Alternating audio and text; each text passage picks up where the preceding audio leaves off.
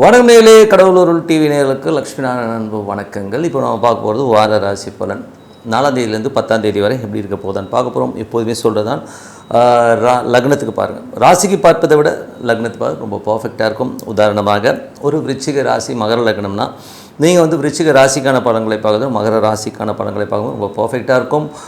முதல்ல வர்றது பொது பலன்கள், அதுக்கப்புறம் தசா புக்தி பலன்கள். உங்கள் ஜனனகால ஜாதகத்தில் என்ன தசா புக்தி அந்தரங்களோ அதை நோட் பண்ணி வச்சு அதை மிங்கிள் பண்ணி பார்க்கும்போது ரொம்ப பர்ஃபெக்டாக இருக்கும். வீடியோட எண்டில் டிப் ஆஃப் த வீக் இருக்குது, மறக்காமல் பாருங்கள். சிம்மராசி. சிம்மராசிக்கு பார்த்திங்கன்னா உங்களது ராசியாதிபதி சூரியன் பார்த்தோம்னா உங்களுக்கு 9ல் இருக்கும் பொழுது தந்தை சார்ந்த உறவுலாம் நல்ல லாபங்கள் நல்ல ஏற்றங்கள் வர்றதுக்கான வாய்ப்பு, வெளிநாட்டில் இருக்கணும் ஒரு பெரிய வளர்ச்சி வர்றதுக்கான வாய்ப்பு ரொம்ப சிறப்பாக இருக்குது. பாதகஸ்தானமாக இருந்தாலும் கொஞ்சம் நம்ம வர வேண்டிய ஒரு 100 ரூபா வர வேண்டிய இடத்துல கண்டிப்பாக 80 ரூபா வருங்க. ஸோ 11ஆம் அதிபதியான புதன் உங்களுக்கு இப்போ எங்கே இருக்கும்போது இங்கே 10ஆம் அதிபதியில் இருக்கும்போது 9ல் இருக்கும்போது என்ன மாதிரி விஷயங்களை பண்ணுவார் அப்படின்னும்போது தந்தை சார்ந்த விஷயங்கள், வெளிநாட்டில் இருக்கவங்க ஒரு பெருத்த லாபங்களை கொடுக்கறதுக்கான வாய்ப்புகளை கண்டிப்பாக கிடைக்கும். ஒரு பெரிய நிறுவனத்தில் சேர்றது, ஒரு பெரிய கல்வி, அதாவது ஒரு நல்ல உயர்கல்விக்காக ஒரு பெரிய யூனிவர்சிட்டி பெரிய லெவலில் ஜாயின் பண்ண நினைக்கணும், கண்டிப்பாக சீட் கிடைக்கிறதுக்கான வாய்ப்பு எல்லாமே ரொம்ப நல்லாயிருக்கு. அதுக்கப்புறம் பார்க்கும்போது உங்களுடைய 3 மற்றும் 10ஆம் அதிபதியான சுக்கிரன் ஆட்சி பலத்தோடு இருக்கும்போது இளைய சகோதரர்கள் உங்களுக்கும் சின்னதாக ஒரு டிஃப்ரென்ஸ் ஆஃப் ஒப்பீனியன் ஒரு டென்ஷன் வரதுக்கான வாய்ப்பு ரொம்ப கவனமாக இருக்கணும். மற்றபடி புதிய தொழில் ஒப்பந்தங்கள் வர்றதுக்கான வாய்ப்பு ரொம்ப நல்லா இருக்குது. அதுக்கப்புறம் பார்க்கும்போது உங்களுடைய 4 மற்றும் 9ஆம் அதிபதியான செவ்வாய் 8ல் இருக்கும்போது கொஞ்சம் அப்பா அம்மாவுக்கு நடுவில் கொஞ்சம் சச்சரவுகள் வரும். ஸோ அதனால் கொஞ்சம் மன உளைச்சல் வரதுக்கான வாய்ப்பு இருக்கும். கொஞ்சம் கவனமாக இருக்கிறது ரொம்ப நல்லது.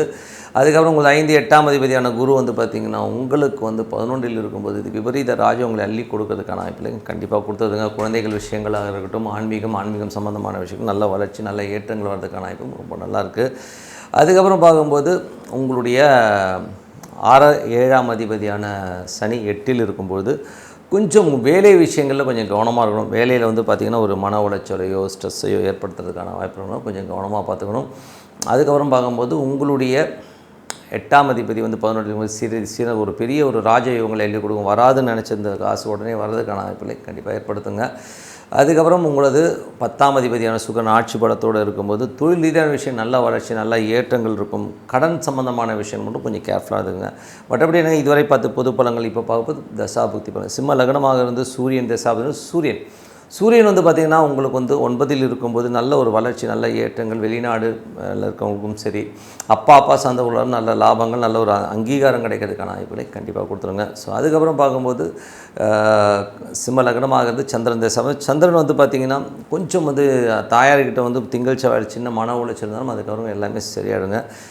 சிம்ம லக்னமாக செவ்வாய் தசாபுத்தி அந்தரங்கள். செவ்வாய் பார்த்தோம்னா உங்களுக்கு 8ல் இருக்கும்போது ரொம்ப கவனமாக இருக்கணும். அப்பா அம்மாவுக்கு நடுவில் ஒரு சின்ன மன உளைச்சலையோ டென்ஷனே ஏற்படுத்தும், வாக்குவாதம் வளர்த்துக்கான அதெல்லாம் கொஞ்சம் அவாய்ட் பண்ணிக்கிறது ரொம்ப நல்லது. சிம்ம லக்னமாக ராகு தசாபுத்தி. ராகு பார்த்திங்கன்னா நல்ல ஒரு வளர்ச்சி நல்ல ஏற்றங்கள், வியாபாரம் சார்ந்த விஷயங்கள் பெருசாக சாதிக்கணுங்கிற எண்ணங்கள் அடுத்த கட்டத்துக்கு முன்னேறதுக்கான இடம் ரொம்ப நல்லாயிருக்கு. சிம்ம லக்னமாக குரு தசாபுத்தி அந்தரங்கள். குரு 5 8ஆம் அதிபதி 11ல் இருக்கும்போது குழந்தைகளால் நல்ல வளர்ச்சி நல்ல ஏற்றங்கள். அது மட்டும் இல்லாமல் திடீர் வளர்ச்சி வராதுன்னு நினச்சிருந்த ஒரு காசு வர்றது ஒரு விபரீத ராஜயோகங்களை கொடுக்கறதுக்கான எல்லாமே ரொம்ப நல்லாயிருக்கு. சிம்ம லக்னமாக சனி தசாபுத்தி அந்தரங்கள். சனி பார்த்திங்கன்னா 6 7ஆம் அதிபதி 8ல் இருக்கும்போது வேலையில் ரொம்ப கவனம் தேவை. கடன் சம்பந்தமான விஷயம் கொஞ்சம் கேர்ஃபுல்லாக இருந்துக்கிறது ரொம்ப நல்லது. சிம்ம லக்னமாக புதன் தசாபுத்தி. புதன் பார்த்திங்கன்னா உங்களுக்கு 2 11ஆம் அதிபதி உங்களுக்கு இப்போது 9ல் இருக்கும்போது வெளிநாடு சார்ந்த விஷயங்கள், வெளியூர் தந்தை சார்ந்த விஷயங்கள் நல்ல லாபங்கள் வரதுக்கான வாய்ப்பு ரொம்ப சிறப்பாக இருக்குது. சிம்ம லக்னமாக கேது தசாபுத்தி. கேது ராசியிலே இருக்கும்போது கொஞ்சம் ஸ்ட்ரெஸ்டாக இருப்பீங்க, சில மூட் அவுட் ஆகி அப்படியே உட்காந்துருமான சூழ்நிலை கண்டிப்பாக ஏற்படுத்தும். சிம்ம லக்னமாக சுக்கிர தசாபுத்தி அந்தரங்கள்.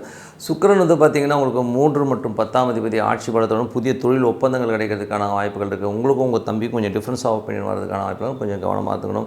மற்றபடி என்னை பொறுத்தவரை நல்ல ஒரு பிரார்த்தனை மனதார டெய்லி ஒரு 10 நிமிஷம் இறைவனை பிரார்த்தனை கண்டிப்பாக அடுத்த லெவல் போகிறதுக்கான ரொம்ப சிறப்பாக இருக்குது. Tip of the week. Tip of the வீக்கில் நம்ம பார்க்கும்போது விஷ்ணுபதி புண்ணிய காலம். இது பயங்கரமாக ஒர்க் ஆகிற ஒரு விஷயம். விஷ்ணுபதி புண்ணிய காலம். பணம் இல்லை, எனக்கு பொருளாதாரத்தில் நிறைய சிக்கலில் இருக்கேன் அப்படிங்கிறவங்களுக்கு இது ஒரு பெரிய ஒரு வரப்பிரசாதம். இது பண்ணி பாருங்கள், ரொம்ப எக்ஸ்ட்ராடனரியான ஒரு விஷயமாக இந்த விஷ்ணுபதி புண்ணிய காலம் இருக்குங்க.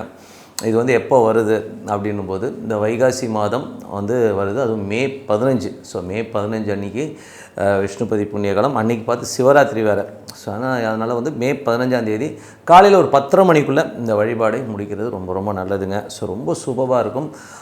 இது வந்து நான் ப்ராக்டிக்கலாக நிறைய பேருக்கு சொல்லி எல்லோருக்குமே ஒரு பொருளாதாரத்தில் வந்து அடுத்த கட்டத்துக்கு போன மாதிரி விஷயங்கள் இருக்கும். பணம் இல்லாதவங்களுக்கு பார்த்திங்கன்னா பேங்க் பேலன்ஸ் நல்லா ஏறி இருக்குது, நிறைய பணம் இருக்குங்கிற மாதிரி சொல்கிற மாதிரி விஷயங்கள் இருக்குது. ஸோ இது வழிபாடு முறை எப்படி அப்படிங்கிறத பார்ப்போம். ஸோ வழிபாடு முறைகளில் வந்து பார்த்திங்கன்னா விஷ்ணு கோயில்களுக்கு போகிறது, கொஞ்சம் பழைய விஷ்ணு கோயில் போகிறது ரொம்ப சூப்பருங்க. ஒரு 27 பூ வச்சுக்கோங்க கையில். ஏன்னா கவுண்டிங் வந்து நீங்கள் எண்ணிட்டிங்கன்னா இறைவனை நம்ம வழிபாடு பண்ணும்போது 1, 2 பார்த்துட்டே இருப்போம், இறைவனை விட்டுருவோம். ஸோ இந்த காலகட்டத்தில் வந்து அந்த விஷ்ணுவை வந்து நீங்கள் வந்து ஒரு 27 முறை ஓம் நமோ நாராயணா, ஓம் நமோ நாராயணான்னு சொல்லிவிட்டு ஒரு 27 முறை வந்து சுற்றணுங்க. ஸோ ஒவ்வொரு முறை சுற்றி வரும்போது ஒவ்வொரு பூ வச்சுட்டு வாங்க. அந்த இறைவனை வேண்டுதல், அந்த இறைவன் உங்களோட மனதார உள்ளுக்குள்ளே ஒன்றி அந்த இறைவனை வணங்கிட்டு வாங்க. அதுவும் அன்றைக்கி அந்த 10:30 மணிக்குள்ளே மே 15 காலை 10:30 மணிக்குள்ளே இந்த பிரார்த்தனை முடிங்க. 27 முறை வந்து வலம் வாங்க. வந்து நமஸ்கரிச்சுட்டு விஷ்ணுவை வந்து விஷ்ணுவோ கிருஷ்ணரோ எதானா இருக்கலாம், பட் விஷ்ணுவின் அவதாரமாக இருக்கிற கோயில்களில், அதுவும் பழைய கோயிலாக இருந்தால் ரொம்ப சூப்பராக இருக்கும்.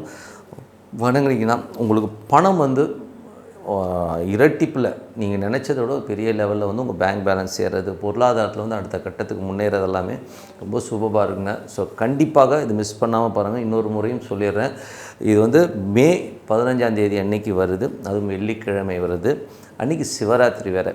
ஸோ அதனால் வந்து இதை மிஸ் பண்ணாமல் எல்லோருமே வந்து பொருளாதாரத்தில் அடுத்த கட்டத்துக்கு முன்னேறணும், நான் கொஞ்சம் நிறைய சம்பாதிச்சு பணம் மூட இருக்கணும், பொருளாதாரத்தில் நல்ல ஒரு பெரிய லெவலில் வரணும்னு நினைக்கிறவங்க இந்த பிரார்த்தனையை விடாது பண்ணுங்கள். ரொம்ப சூப்பராக இருக்கும். இது ஒவ்வொரு மாதமும் வராதுங்க, இது வந்து வைகாசி மாதம் வரும். ஸோ இதுக்கப்புறம் வந்து பார்த்தா 2 மாதம் கழித்து தான் வரும். ஸோ அதனால் இந்த விஷ்ணுபதி புண்ணிய காலத்தை மிஸ் பண்ணாமல் எல்லோருமே வணங்கணும்னு சொல்லிட்டு உங்களிடம் விடைபெறுவது உங்கள் லக்ஷ்மி நாராயணன். ஜீவன் கடவுள் அருள் டிவியை பார்த்தமைக்க நன்றிகள். மேலும் இது போன்ற தகவல்களை தெரிந்து கொள்ள கடவுள் அருள் டிவியை சப்ஸ்கிரைப் செய்யுங்கள். மறக்காமல் பெல் ஐக்கானை கிளிக் செய்யுங்கள்.